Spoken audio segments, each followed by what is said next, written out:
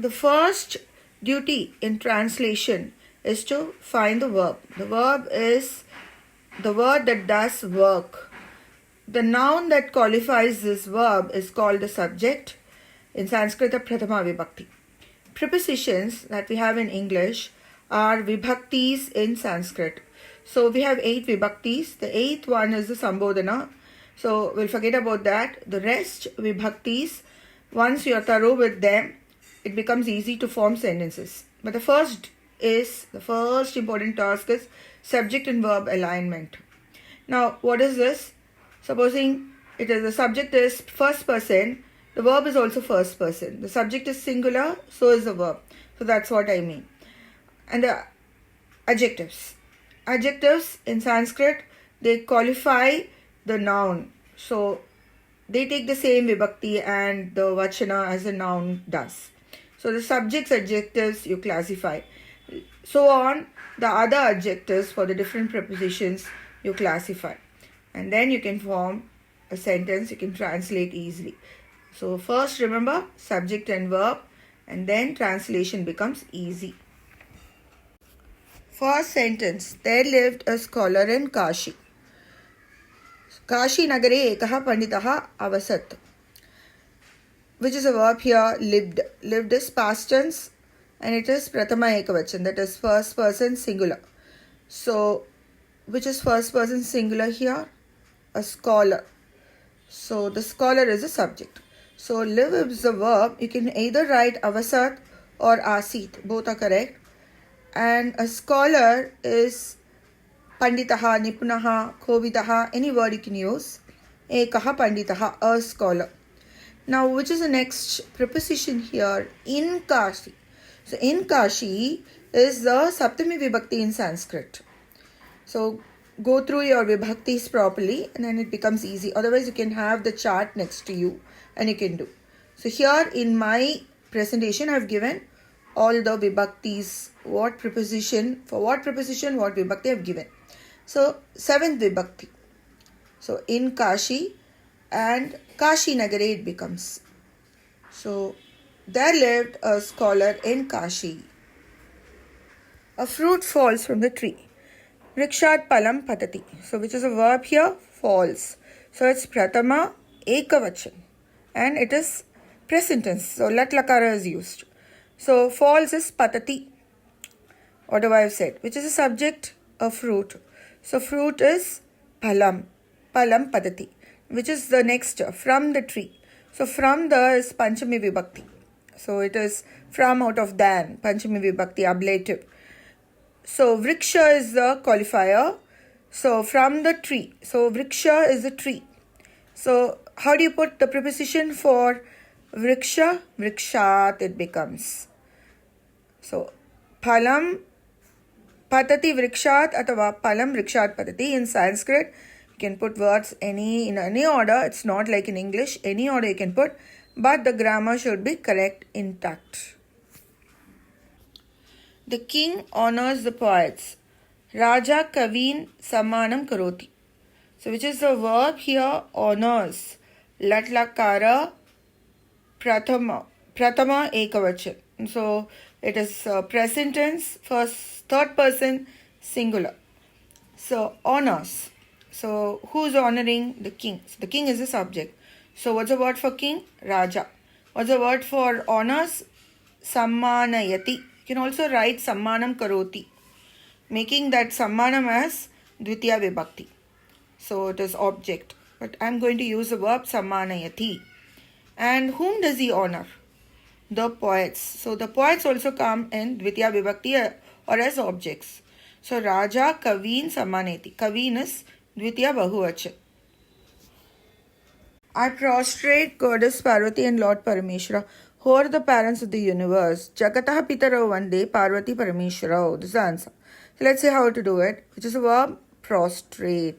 What's the word for prostrate? Vand. Vand to bow down. So which is the subject here? I prostrate. So prostrate is present tense. So we use latlakara. And who's prostrating? I. So I is first person, that is Uttama Purusha. So I becomes Aham. Aham Vande. Now, whom am I bowing to? That becomes the object or the Dvitiya Vibhakti. So, that is Parvati Parameshwara. Why? Two people are there. Parvati, Parameshwara. Parvati cha Parameshwaraha cha Parvati Parameshwara. Now, what is qualifying Parvati and Parameshwara? Jagataha Pitarau, the parents of the universe. So, Jagataha Pitarau qualifies Parvati and Parameshwara, and Pitarau becomes Dvivachan because Parvati and Parameshwara is Dvivachan. Okay, so what happens in this sentence? Jagataha Pitarau Vande Parvati Parameshwara, it's given. It's a phrase actually. It's a very famous quote in Sanskrit. First shlokam from Vagartha, that is Raghuvamsham. Vagartha viva samprukto, Vagartaha pratipaktai, Jagataha Pitarau Vande Parvati Parameshwara. I've just taken it. In Sanskrit, when you write the verb properly, you need not write the subject. So I have not given the subject here because it's a phrase. Many times in these translations, I have taken phrases after explaining the sentence. The great sage Valmiki composed Ramayana. Maharshihi Valmikihi Ramayanam Rachayati Sma. This is the answer. Let's see how to do it. Verb is composed. Composed is past tense. Singular. Now, who did it? Sage Valmiki. Great sage Valmiki. So, it's Pratama, Ekavachan, Langlakara. So, what's the verb? Compose. Rach is to compose. So, I put as Rachayati Sma. I could have also put it as Arachayat. But for easy composition of the sentence, I have put Rachayati Sma. What is a Sma? This is past continuous. You put for Lat Lakara Sma, it means past tense. Past continuous it means. Becomes easy. So, how do I write? Valmikihi Rachayati Sma. Now, what is qualifying Valmiki? Great sage. What is the word for great sage? Maharshihi. So, Maharshihi Valmikihi Rachayati Sma. Now, the verb is, what did he compose? Ramayana. So, Ramayana comes as object or Dvitiya Vibhakti, Ramayanam. It's Napumsakalinga basically in Sanskrit, Ramayanam. So, Maharshihi Valmiki Ramayanam Rachayati Sma. This is the answer. Shankaracharya propagated Veda Dharma in India. So the answer is Shankaracharya Bharata Varshe or Bharate Veda Dharmam Prasarayati Sma. So which is a verb here? Propagated. Propagated we say Prasarayati. Prasaraya. So Prasarayati Sma is past tense. Because Shankaracharya is third person singular, so it becomes Prasarayati Sma. Past tense. So Shankaracharya is Pratama Ekavachan. Now Shankaracharya kim prasarayati sma Veda Dharmam. So that becomes Dvitiya Vibhakti. Kutra prasarayati sma. Where did he propagate? In Bharata Varshe or Bharate. That becomes Saptami Vibhakti. So this is how the sentence is formed. Even a dumb person can speak by the grace of God. The answer to this is Mukaha api Ishwara Kripaya Vaktum Shakyate. Now let's see which is the verb here. Can speak. Now there are two words, can and speak. In English we say modal verb. So how to put it? When there are more than one verbs in Sanskrit sentence, you put the last verb as the verb that qualifies the noun and the other verbs in gerunds or prefixes or pratyayas. So here the pratyaya that is used for the other verb is tumun pratyaya, that is to do. So vaktum shakyate. Vaktum, to speak, and shakyate becomes can. Now why does shakyate? Because the subject here is a dumb person, which is third person singular. So pratama purusha ekavachan. What is that? Mukaha. So shakyate also becomes third person singular. Mukaha vaktum shakyate. Muka also can speak. Also, the word for also, even, is api. It's an adverb. So mukaha api vaktum shakyate. How? Katam. When we say katam or how, we use tritiya vibhakti. So tritiya vibhakti is instrumental. By, with, by means of. So by something, you put it in tritiya kripaya. By the grace. Whose grace? That comes in sashti vibhakti. Ishwarasya kripaya. So Ishwarasya kripaya, we can put it as one word, Ishwara kripaya. अपि मूकः वक्तुं शक्यते. What are you doing there? Answer, tvam tatra kim karoshi, which is a verb here, doing. Who's doing? You. So it is second person, dvitiya. So second person becomes madhyama purusha. So tvam it is. Tvam, and which is a verb? Kra, to do. So tvam karoshi, latlakara madhyama ekavachan, because doing is present tense. So tvam karoshi. Now what is the thing? What is the sentence? What are you doing? Or for the word what you put kim, and there you put tatra. Tvam tatra kim karoshi. We should live to serve others. Paropakaraya idam shariram is the answer. Now I have given a phrase. It's a famous phrase in Sanskrit, but as a sentence, let's see how to make it. Which is a verb, should and live. In Sanskrit, we use for should either lot lakara or vidiling. I've used vidiling here. So instead of putting two words, I put it as one word in vidiling. I've chosen the word live. Jivema. Why jivema? It is uttama bahuvachan. It is first person plural. So that becomes jivema. Vayam. Uttama bahuvachan is vayam. So vayam jivema. Now to serve others. How to write it? To is chaturthi vibhakti. To, for, etc. So others. Para means others. Serve is upakaram. I put it as one word. Paropakaram. It's one word in Sanskrit. Paropakaram. So paropakaraya becomes chaturthi vibhakti. Vayam paropakaraya jivema. Otherwise, as a phrase, you can say paropakaraya idam shariram. Shariram means body. The river Ganga flows from Himalayan mountains. Answer, Himalayat Ganga Nadi Pravahati. Let's see the verb. Flows. Flows is singular. And let's see which person it is. It is river Ganga, which is third person singular. Pratama ekavachan. So it becomes pravahati. And present tense, so pravahati. Present tense. So kaha pravahati? Who's flowing? River Ganga. What is the word for river Ganga? Ganga Nadi. Now which is the next part of the sentence? From Himalayan mountains. There's a word for Himalayan mountains. Himalaya.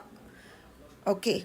Now from, we use Panchami Vibhakti. From out of than is Panchami Vibhakti. So Himalayat it becomes. The monkey climbs a tree. Answer is Kapihi Vriksham Arohati, which is a verb here, climbs. Climbs is third person singular or Pratama Ekavachan.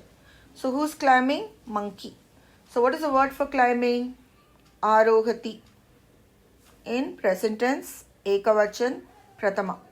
Pratama Ekavachan Latlakara is Arohati, which is a subject qualifying that monkey, which is Kapihi. Kapihi Arohati. Now what is the next part of the sentence? The tree. So the tree is object which comes in Dvitiya Vibhakti. You write in Dvitiya Vibhakti, word for tree is Vrikshaha.